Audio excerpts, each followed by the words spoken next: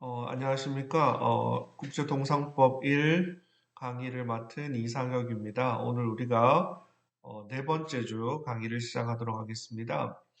오늘 주제는 WTO의 특성 2 국제기구로서의 WTO라는 주제를 가지고 강의를 진행해 보도록 하겠습니다. 먼저 우리 지난주에 배웠던 내용을 잠깐 복습해 보면요. 지난주에 우리가 WTO의 특성 1이라고 해서 법 실체 규범으로서의 WTO 그리고 협상 포럼, 자유무역을 위한 니고시에이션을 위한 협상 포럼으로서의 WTO에 대해서 배웠습니다. WTO의 세 가지의 바로 법으로서의 WTO, 협상 포럼으로서의 WTO, 국제기구로서의 WTO 이 세 가지가 있는데 오늘 우리가 국제기구로서의 WTO에 대한 얘기를 한번 해보도록 하겠습니다. 오늘 수업 내용은 먼저 국제기구가 무엇인가, 국제기구 International Organization의 의미에 대해서 한번 배워보고요. 두 번째로 WTO라는 국제기구의 목적, 회원국, 그리고 의사결정, decision making을 어떻게 하는지에 대해서 한번 알아보겠습니다.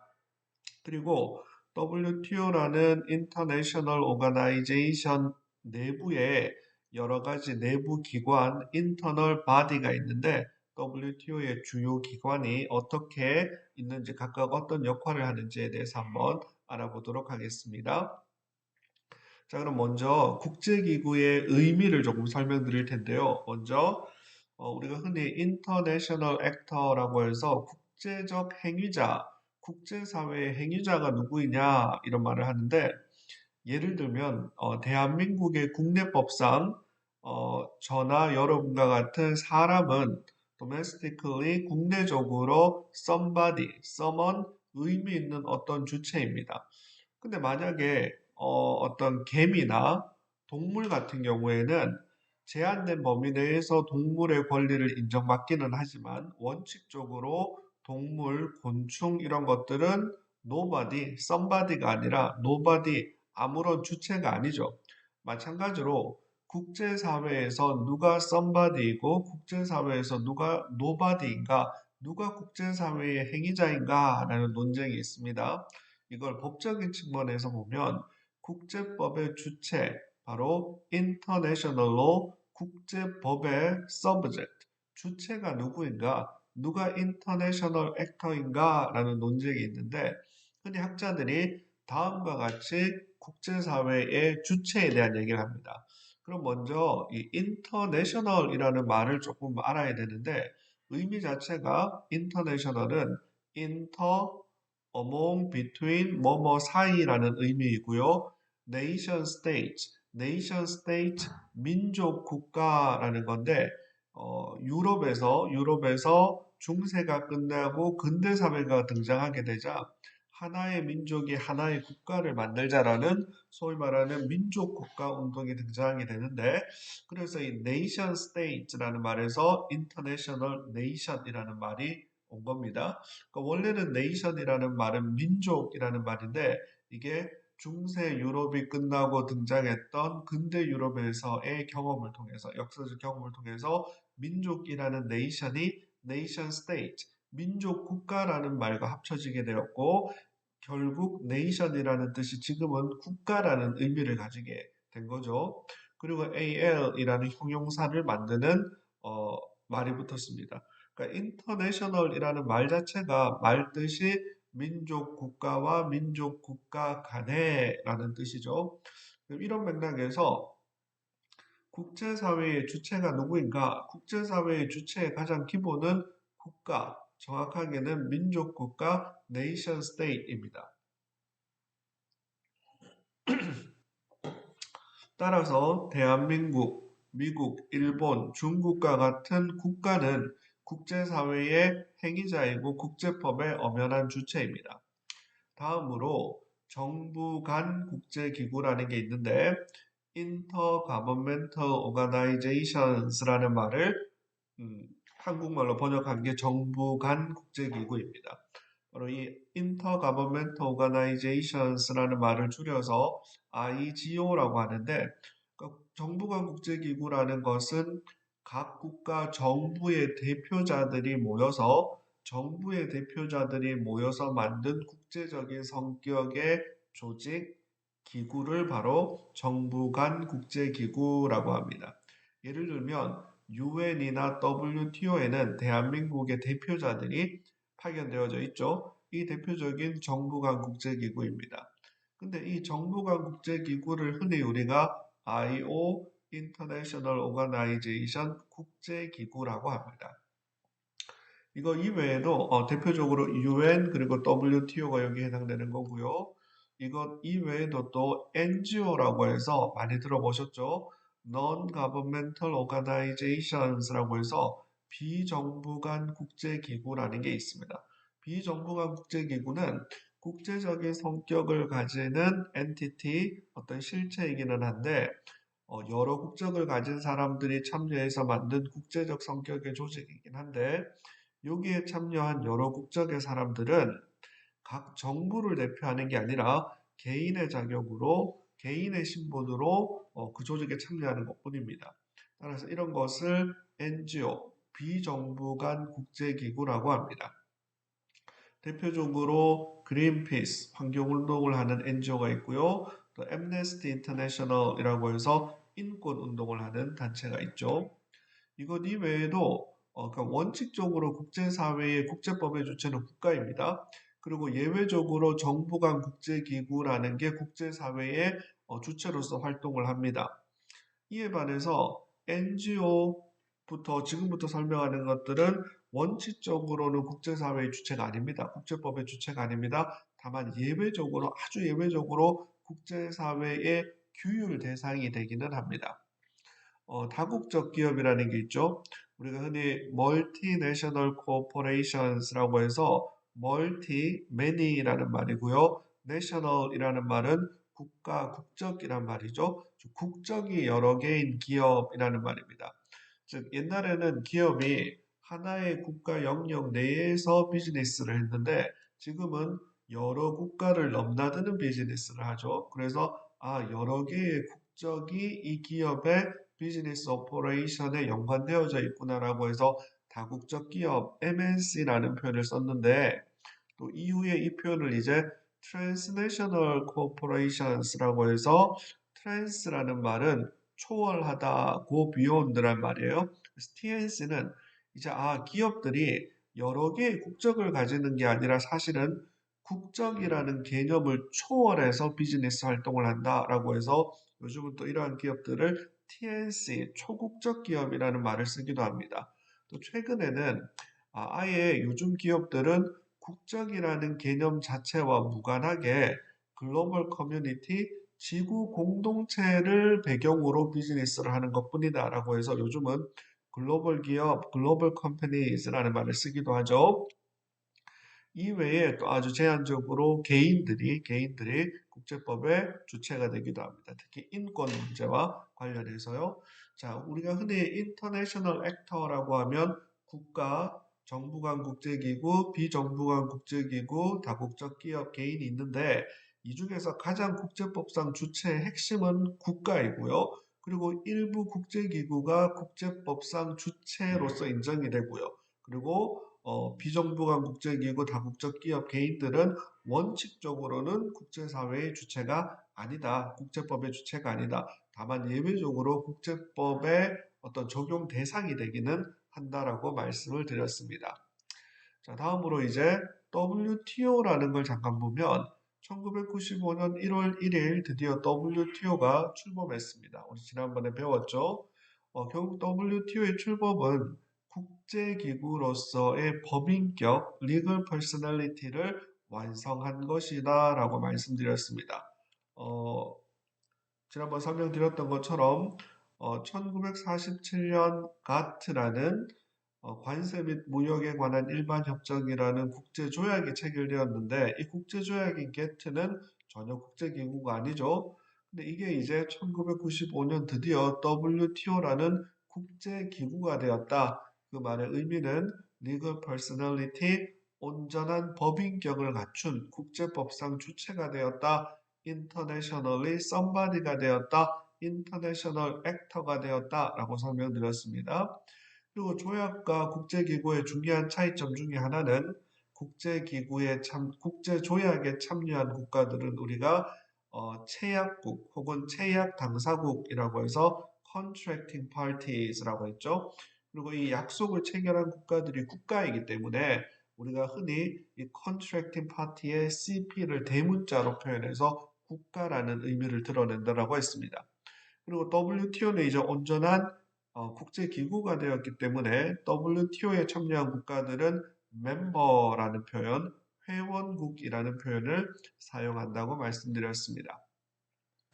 자, WTO에서 가장 중요한 헌법에 해당되는 조약이 바로 WTO 협정, WTO 설립을 위한 마라케시 협정이라고 했죠. 여기에 보면 제8조 아티클 8에 보면 세계무역기구의 지위라고 해서 Status of the WTO라는 규정이 있습니다. 여기 어떻게 되어 있냐면 제1항, 제8조 1항의 내용이 바로 세계무역기구, 즉 WTO는 법인격 legal personality를 가지며 각 회원국은 세계무역기구에 대하여 이 기구가 자신의 기능을 수행하는 데 필요한 법적 능력을 부여한다라고 규정되어져 있습니다. 즉 WTO는 자유무역의 확산이라는 펑션, 기능을 담당하죠. 그 기능을 수행하는 범위 내에서 국제법상 주체 법인격 국제기구로서 인정한다라는 의미입니다. 제2항을 보면요. 각 회원국은 세계무역기구에 대하여 이 기구가 자신의 기능을 수행하는 데 필요한 특권과 면제를 부여한다. 특권과 면제라는 것은 privileges and immunities라고 해서 보통 국가에 대해서는 국가에 대해서는 국제법상 특권과 면제를 부여합니다. 국제법상 주체이기 때문입니다. 마찬가지로 국제기구인 WTO에 대해서도 국제법상 주체이기 때문에 국제기구이기 때문에 특권과 면제를 부여합니다.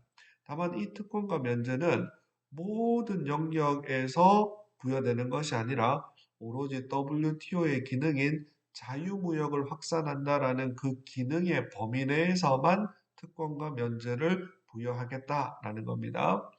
제3항의 내용을 보면 각 회원국은 WTO 멤버 또는 세계무역기구의 관리와 이 기구의 회원국 대표에 대해서도 이들이 세계무역기구와 관련하여 자신의 기능을 독립적으로 수행하는 데 필요한 특권과 면제를 부여한다라고 되어 있습니다. 예를 들면 국제법상의 주체인 대한민국이라는 국가가 있으면 대한민국 국가 자체가 특권과 면제를 누리는데 대한민국 국가의 대표인 외교관들은 다른 나라에서 외교관으로서의 특권과 면제를 누리게 됩니다. 국가가 국제법의 주체이기 때문입니다. 마찬가지로 WTO는 자유무역이라는 기능 범위 내에서 특권과 면제를 누리는데 WTO의 사무국 직원, 그리고 WTO에서 일하는 각국 대표들은 WTO가 누리는 특권과 면제를 그 WTO에 일하기 때문에 WTO에서 근무하기 때문에 그 직원들에게도 특권과 면제를 부여한다는 겁니다. 다만 그 범위는 자유무역이라는 WTO 본연의 기능을 수행하는 범위 내에 산다는 겁니다. 다음 제8조 사항을 보면 회원국들이 세계무역기구, 이 기구의 관리 및 이 기구 회원국 대표에게 부여하는 특권과 면제는 1947년 11월 21일 국제연합 UN 총회에서 승인된 전문기구의 특권과 면제에 관한 협약에 규정된 특권과 면제와 유사하여야 한다라고 해서 UN이라는 체제에서는 UN 전문기구 Specialized Agencies라는 게 있는데 이미 UN에서 법적으로 그 전문기구에 속한 직원들에게 특권과 면제를 부여하는 약속을 했는데 비슷한 범위의 유사한 수준의 특권과 면제를 WTO에게도 부여한다라는 의미입니다. 다음 다섯 번째로 세계무역기구는 본부협정을 체결할 수 있다. 즉 국제 조약을 체결할 수 있다라는 말 자체가 국제법상 주체라는 의미이죠.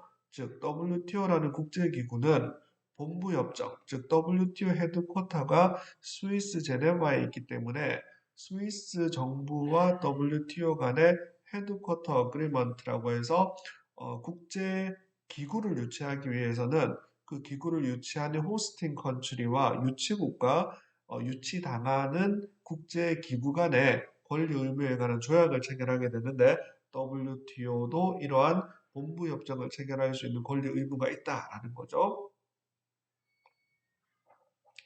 즉 이게 바로 WTO라는 국제기구로서의 WTO의 의미입니다.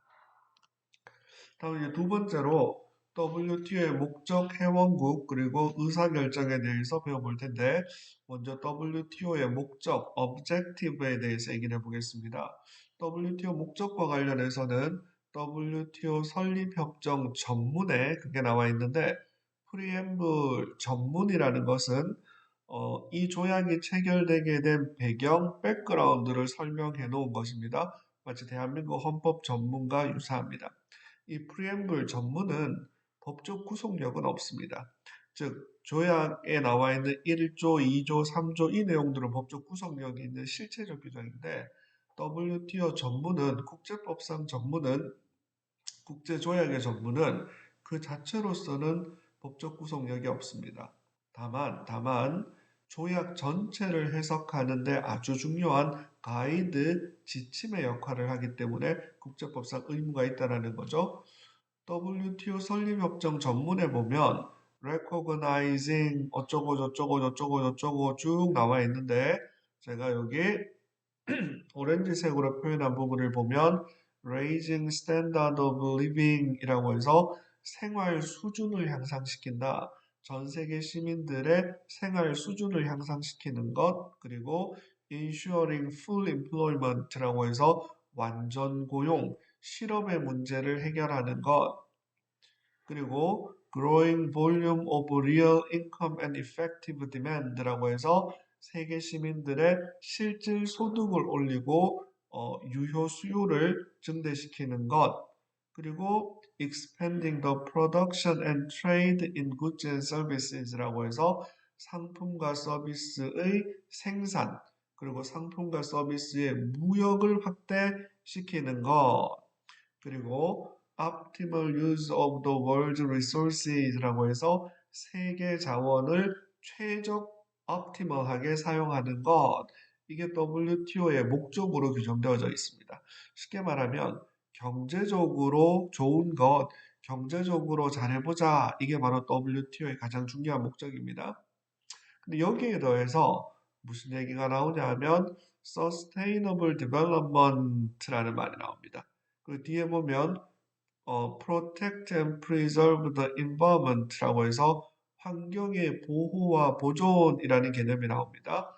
그래서 아주 중요한 개념이 바로 지속 가능한 개발이라는 sustainable development라는 말인데 지속 가능한 개발이라는 말은 아주 좁게 보면 경제적 이익과 환경 보호라는 이익을 타협하는 것입니다. 즉 WTO 체제에서는 경제적인 목적뿐만 아니라 환경적인 목적도 WTO의 목적으로 편입되게 되었습니다. 이 부분이 지난 1947년 가트 체제와 완전히 다른 겁니다. 가트 체제에서는 경제적인 목적, 목표만 규정되어져 있었는데 1995년 WTO 체제의 등장 이후 환경보호, 지속가능한 개발이라는 새로운 목표가 WTO 설립헌장 이 전문에 포함되게 되었습니다.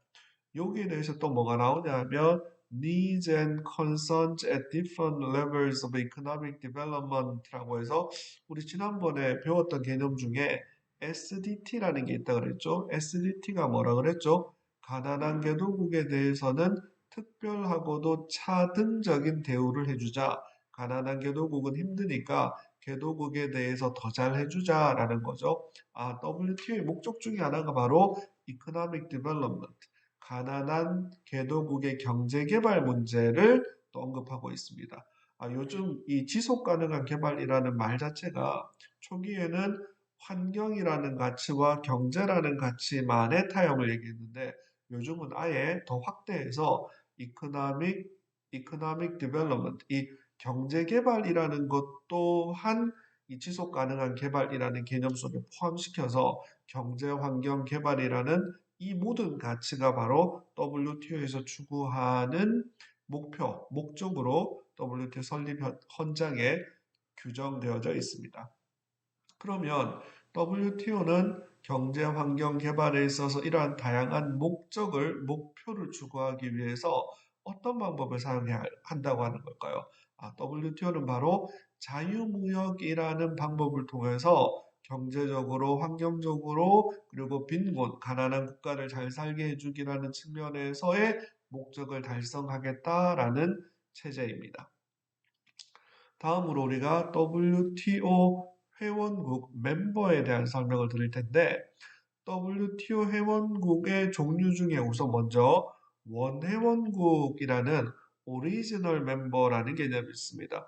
WTO 오리지널 멤버 원회원국이 뭐냐면 이 WTO 설립협정 제11조에도 나와 있는데 제11조의 내용이 바로 오리지널 멤버십이라고 해서 원회원, 원래 회원에 관한 내용이 있습니다.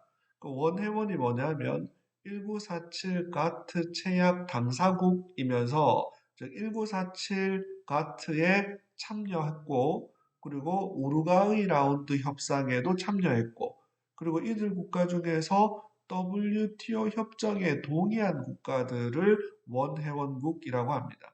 예컨대 대한민국은 오리지널 멤버입니다. 대한민국은 1967년에 가트의 체약국이 되었고 우루과이 라운드 협상에 참여했고 WTO 협정에 찬성했습니다. 그래서 95년 1월 1일 WTO가 출범할 때부터 멤버였던 오리지널 멤버였습니다. 그리고 한국, 미국, 일본 등이 바로 이러한 WTO 원회원국입니다.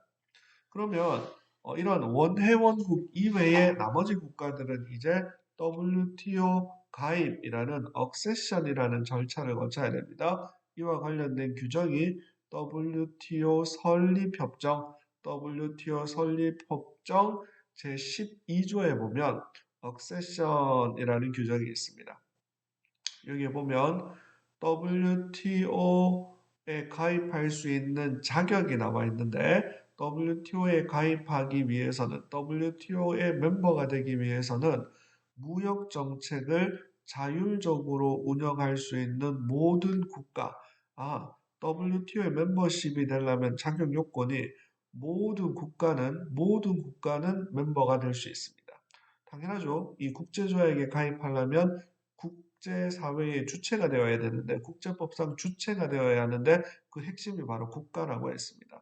근데 재밌는 건 WTO의 멤버가 되는 자격이 또 누구에게도 주어지냐 하면 국가는 아니에요. 국가는 아닌데 독립관세 영역이라고 해서 영어로는 Separate Customs Territory라고 해서 Customs, 관세라는 걸 국경을 넘을 때 부과하는 세금인 관세를 독립적으로 결정할 수 있는 권한이 있는 영역을 독립관세 영역이라고 합니다. 예를 들면 홍콩, 마카오 같은 것들이 대표적인 독립관세 영역입니다.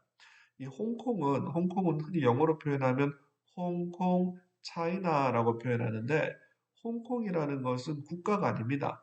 따라서 홍콩은 마카오는 유엔이라는 국제연합에서는 멤버십을 가질 수 없습니다. 왜냐하면 홍콩과 마카오는 정치적으로 국가가 아니기 때문입니다. 하지만 홍콩과 마카오는 중국 중앙정부, 우리가 흔히 메인랜드 차이나라고 표현하기도 하고 혹은 PRC라고 해서 People's Republic of China라고 해서 중화인민공화국의 관세 무역 정책과는 별도로 홍콩과 마카오는 독립된 관세 정책을 취하는 겁니다. 흔히 이걸 중국에서는 일국양제라고 해서 one country, 국가는 하나이지만 two systems, 제도는 다르다라고 해서 중국에서는 이걸 일국양제라고 표현하고 그 일국양제라는 표현을 영어로는 One Country, Two System이라고 표현합니다. 즉 홍콩과 마카오는 비록 정치적으로는 중화인민공화국에 소속된 국가의 일부이지만 무역, 관세 정책이라는 측면에서는 독립된 역할을 하는 곳입니다. 따라서 홍콩과 마카오와 같은 독립관세 영역도 멤버십을 가질 수가 있습니다. 또 한 가지 재밌는 게 있는데 우리가 나중에 다시 또 설명하겠지만 현재 유러피언 유니언이라고 해서 유럽 연합이라는 게 있죠. 유럽 연합이라는 것은 28개의 유럽 국가들이 만든 공동체입니다. 유럽 연합. 근데 이 유엔에서는 28개 EU 멤버 스테이트들이 다 독립되게 유엔의 멤버십을 가지고 있습니다. WTO에서는 재밌는 게 WTO에 참여하고 있는 EU 멤버 28개 국가는 각각 독립된 WTO 멤버입니다. 국가이니까. 근데 유럽이라는 곳은 특이하게도 관세 정책을 개별 국가가 결정하는 게 아니라 유러피언 유니언 전체 차원에서 유럽의 관세 정책, 무역 정책을 결정합니다. 유럽 통합이 이루어진 거죠. 따라서 WTO 멤버십은 누구에게 주어지냐 하면 WTO 멤버십은 유러피언 유니언, EU 자체에게도 주어집니다. 그리고 또 WTO 멤버십은 EU의 28개 멤버인 28개 국가에게도 주어집니다. 그래서 특이하게 유러피언 유니언 28개 국도 멤버이고 이것을 모아놓은 EU라는 유로피언 유니언이라는 것도 별도의 멤버십을 가지고 있습니다.